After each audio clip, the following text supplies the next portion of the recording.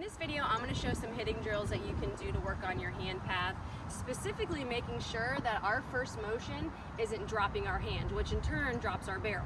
So I was actually doing some drills the other day and I was filming myself and I went back and looked and I was noticing that when I got my front heel down, the next body part that went was this back elbow was tucking down too much too soon, which was causing me to yank my hands down along with my barrel. So as I was going to contact, I was getting under every single ball. So instead of this motion, we want more of this motion. And I know there's a slight difference there, but with this second motion that I just did, our top hand is going more down to the ball, and then we're gonna start to level out, opposed to just dumping that barrel. My back elbow is getting tucked too much and I'm getting under every single ball.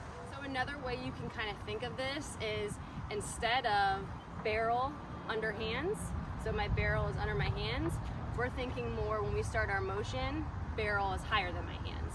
So these next couple drills are gonna help us work on that correct hand path. So this first drill, I'm actually gonna be sitting on a bucket and I'm gonna be just using my top hand. I like this drill because it's isolating just my hands, so I'm not using my bottom half. All I need to focus on are my hands going right to the ball. So I'm actually gonna be using my top hand. I'm using this one-hand trainer from Valley. You could use a T-ball bat, you could use your regular bat. Just make sure that you choke up a little bit. I'm gonna be set up normal, and I say normal, my hands are gonna be back like I'm in my load. And I start here so I could feel where everything needs to be before I start my first motion.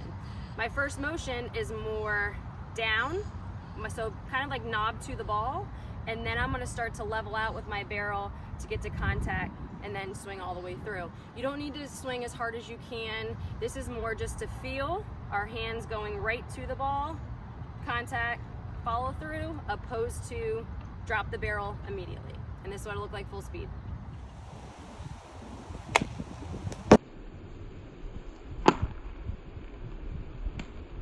So this next drill, we're gonna be doing the same exact thing, except this time we are standing. We are gonna start to incorporate our bottom half a little bit, but we're actually gonna start in our load. And again, I just like to start in the load, take away that step, we feel where our hands are before we fire those hips and then hands. So I'm in my load, I've got hips, and then as my hands start, knob is going to the ball, I'm gonna start to level out, palm is up at contact, extension, follow through. And this is what it'll look like full speed.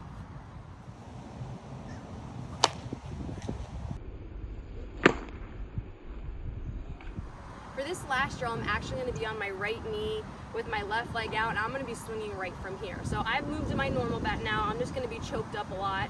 And this drill's tough. This is a really tough drill because we're not using our bottom half, and it's kind of like the bucket drill where we're just working strictly hand path, except this time now we're using two hands and we're swinging all the way through.